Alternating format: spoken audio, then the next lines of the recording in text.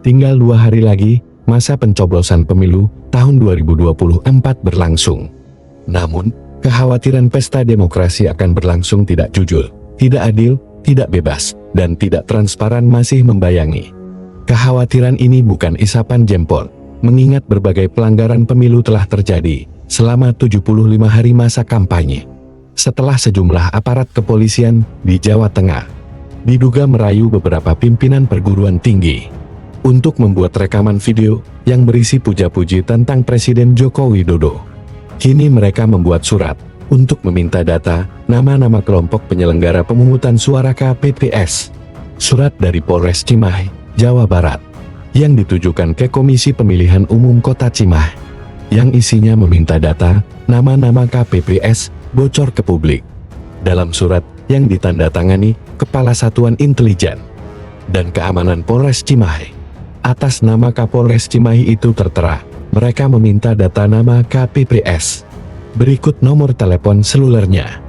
Tujuan dari surat itu, kata pejabat Polres Cimahi itu, untuk memudahkan koordinasi selama kegiatan pengamanan tahapan pemungutan suara pemilu serentak tahun 2024. Surat berbau intervensi itu bisa membuat ketidaknyamanan penyelenggara pemilu.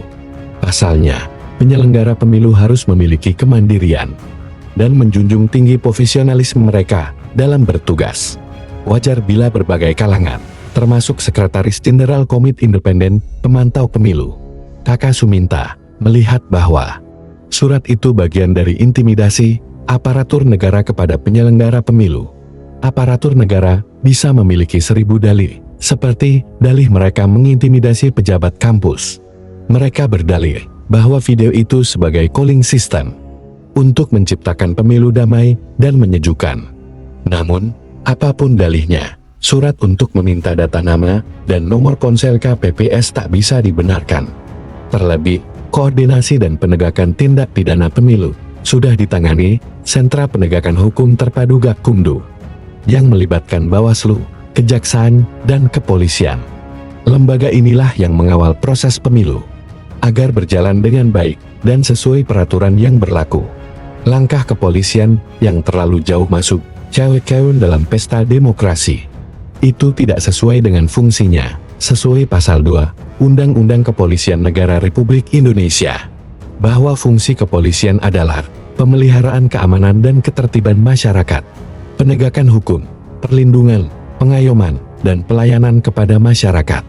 Dalam konteks pemilu, Polri harus membantu kelancaran pesta demokrasi dan memastikan terciptanya asas kesamaan dalam hukum, equality before the law, tanpa memiliki tendensi menjadi alat politik untuk mendukung salah satu paslon. Dengan semangat Polri presisi, seyogianya Polri berada di garis depan untuk menciptakan pemilu yang berkualitas, yakni pesta demokrasi yang menggembirakan, partisipatif, adil, transparan, akuntabel, dan memperkuat kepercayaan masyarakat terhadap sistem demokrasi. Tunjukkan bahwa Polri memang presisi